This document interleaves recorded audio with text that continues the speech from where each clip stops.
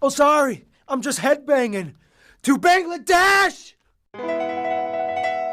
It's time to learn geography now! Hey peeps, I'm your host Paul Barbato.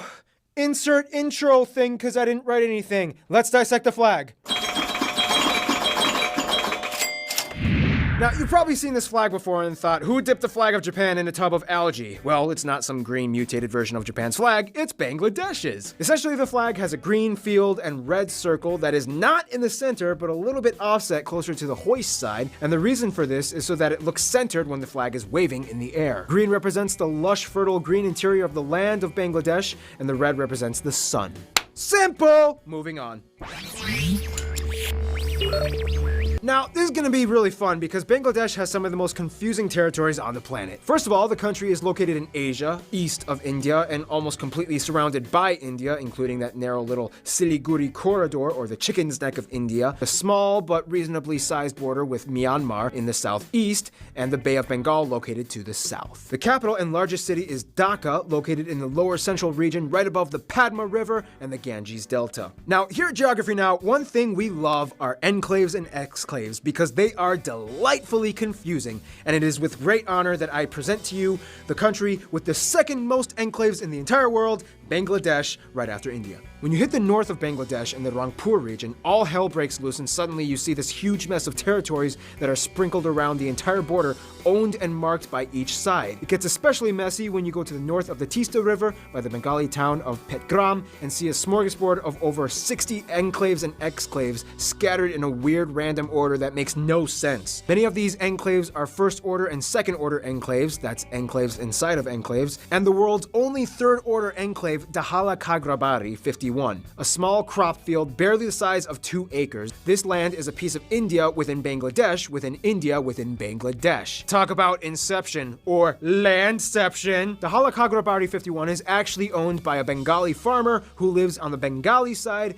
even though the land kind of belongs to India. Most of these enclaves are farmlands that were owned by families mixed in with the area long before the borders were drawn up by the British, which is why some areas don't relent their property to the other country. The Indian and Bangladeshi governments have announced their intentions to resolve the issue by swapping 162 enclaves by giving residents a choice of nationality. However, the process isn't really moving and is kind of stuck in a red tape limbo. As we'll soon find out, Bangladesh's land is shaped heavily by the landscape and immense river systems that flow through the entire country like vital bloodstreams, fostering life to the entire region. And by soon, I mean like right now.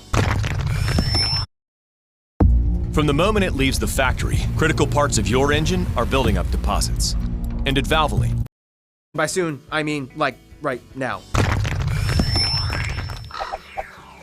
Last time we learned about Bahrain and found out that some countries have a problem getting water. Well, Bangladesh kind of has the complete opposite problem, and they have too much water. One thing you have to understand is that Bangladesh's largest resource is their rivers. In fact, the Bengal Delta is the largest delta in the world, and the country has more transboundary rivers than anywhere else at 58. This means that they share rivers with both India and Myanmar. Altogether though, Bangladesh has about 700 main rivers, the largest ones being the Padma, or better known as the Ganges in India, and the Jamuna, or the Brahmaputra. This is actually pretty impressive considering that Bangladesh is only about half the size of the UK. Now, because of all the rivers and the silt deposits, natural irrigation and land cultivation is amazing. Bangladesh is an ecological gem. In fact, some of the most fertile soil in the world is found in Bangladesh, allowing them to grow thousands upon thousands of different crops, plants, and orchards. One thing they're especially known for growing is jute. I actually had no idea what jute was prior to making this video, and then I found out it's actually the stuff they use to make ropes and burlap.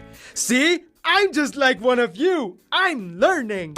Bangladesh is generally split up into 2 different separate regions: the low-lying flat delta, where most of the land is only at 10 meters or less above sea level, and the small hilly plains mostly in the north, northeast, and southeast by Chittagong. Speaking of Chittagong, Bangladesh has the world's longest uninterrupted beach in the world, Cox's Bazar. This place goes on and on for 75-ish miles. However, Bengalis would kind of prefer if you didn't check out the north part by Batiari because it kind of looks a little trashy. It's a huge ship graveyard where companies all over the world like to dispose of their old ships, where the people of the region can break apart and salvage the pieces for profit. Now, Bangladesh is of course blessed with fertility. Often villages are buried underneath mango and coconut and jackfruit trees, and beautiful forests with an abundance of flora and fauna such as the Sundarbans, the world's largest mangrove reserve forest, which is kind of like the last place where you can find the Bengali tiger. However, there is a problem. Bangladesh is kind of subject to terrible tropical storms almost every year, and sometimes even tornadoes. On top of that, during annual monsoon season, the rivers get so swollen that 2/3 of Bangladesh's 64 districts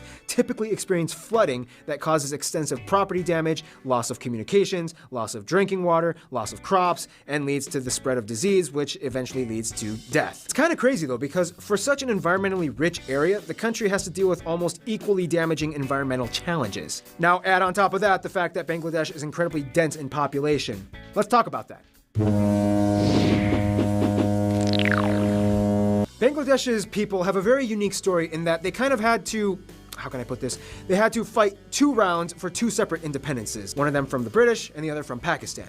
In the shortest, simplest way that I can put this without boring you and with cute little motion graphic animations so that you'll pay attention and you might actually learn something, Bangladesh was for a long time part of the British Empire. However, after the British left, they separated the region into 2 states and 3 regions, the predominantly Hindu state being India and the predominantly Muslim state being West Pakistan and East Pakistan, which is now known as modern-day Bangladesh. West Pakistan administered East Pakistan, and the capital of the time was Karachi and was also located in West Pakistan. Despite the fact that both sides were Muslim, they had very little in common both culturally and linguistically. East Pakistan eventually became furious because they felt as though they were being taken over by Pakistan, and especially angry when Pakistan tried to establish and institute Urdu as the official language, and almost nobody spoke it as everybody there spoke Bengali. Wars, fighting, yada yada. They gained their independence in 1971 and joined the UN. Done. Once again, let me remind you guys, this is geography now, not history now. Now, as mentioned before, Bangladesh is very dense in their population, with a population of about 160 million people. In fact, if you exclude the city-states like Singapore and Hong Kong, although Hong Kong is technically under Chinese sovereignty, Bangladesh is the most densely populated country in the world and the 8th most populous. The country is predominantly Muslim, and about 86% of the adherents being Sunni or Sufi Muslim, and about 12% are Hindu, and the remaining 2% are mostly Christian and Buddhists. Now, surprisingly, they all get along with each other pretty well, but let's find out who else Bangladesh gets along with. Now, Bangladesh tries to maintain good ties with pretty much every country in the world and doesn't really typically choose sides when it comes to major world powers. Nepal is like a tactical friend to Bangladesh, and it's mostly based on strategic agreements. Nepal does good business, and Bangladesh gives them access to the ocean. The Maldives likes to hire Bengali people for work, especially with their huge tourism sector. About 40,000 Bengali workers live in the Maldives. For Sri Lanka, the first king was said to have ancestors from Bangladesh, and the Bengali Buddhist community has sent Sri Lanka a gift from what are allegedly a few strands of Buddha's hairs and are worshipped objects on Poya Day, a Buddhist holiday, in Sri Lanka. Now, Myanmar has generally good relations with Bangladesh. However, there's a little controversy over the Rohingya people, a Muslim tribe living in the north part of Myanmar that are being attacked and persecuted by radical extremist Buddhists living in the area. That's right, you heard me. Radical extremist Buddhists.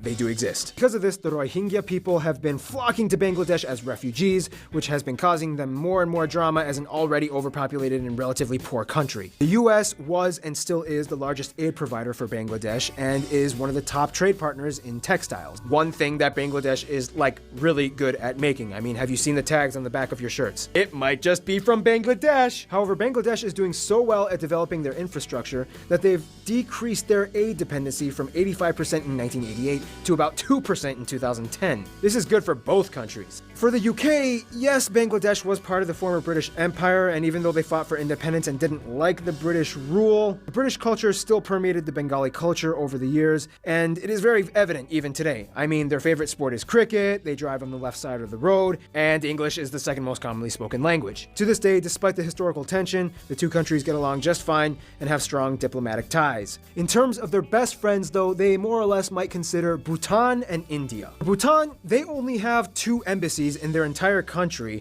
one for India and one for Bangladesh. This is kind of huge, as we will soon find out in a future episode how incredibly isolated Bhutan is. Bhutan was the second country to recognize Bangladesh as a state and has decided they want to invest heavily in the country's business. For India, it's funny because a predominantly Hindu country defended a Muslim country from another Muslim country. They were the first to recognize Bangladesh as a state and supported them in the war against Pakistan, However, afterwards, they kind of got into a few squabbles themselves. Apparently, they didn't realize that after drawing the borders, they had to share, like, a lot with Bangladesh. Things started popping up like the enclave disputes and the Ganges River irrigation drama, and complaints that too many Bengali people were living illegally in India. However, in the end, they get along pretty well and are always there to support each other. In conclusion, Bangladesh is blessed and cursed in so many ways, yet no matter what gets thrown at them, they always stay afloat when the flood comes, and when it dries up, they're ready to get right back up and plant those crops all over again. Stay tuned, Barbados is coming up next.